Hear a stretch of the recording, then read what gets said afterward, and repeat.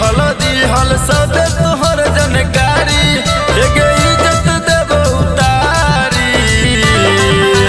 चुम्मा वाला वीडियो करबो जनहित में जारी। एगे चुम्मा वाला वीडियो करबो जनहित में जारी।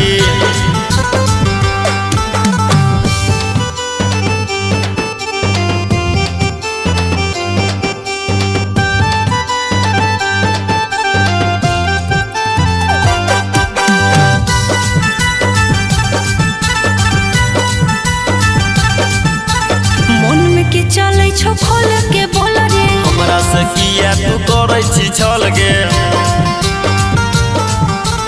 होय छो बियाह अब रहे अकेला रे मारे में बैरही खाए के दल गे।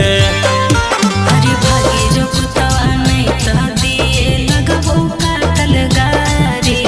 भागी जो कुतवा नहीं त दिए लगबो काटल गारी।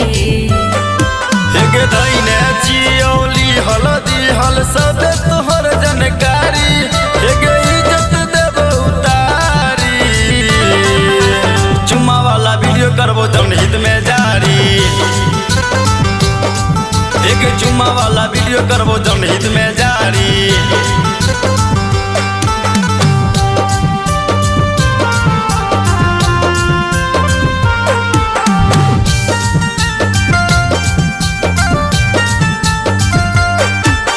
होय वाला हो हमर से नूर दाना रे देवी छौरी अब तू न जान गे। हाथे में पन लेके होय गेलियो दाना रे छोड़ के हमरा चल जैबी बिहान गे। सच्ची सावरिया संदीप हमारा परे ने अब पछारी।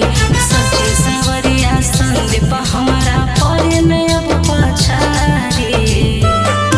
एगे धइने चियौली हलदी हल सब तोहर जानकारी एगे इज्जत देबो उतारी। चुम्मा वाला वीडियो करबो जनहित में जारी। एगे चुम्मा वाला वीडियो करबो जनहित में जारी।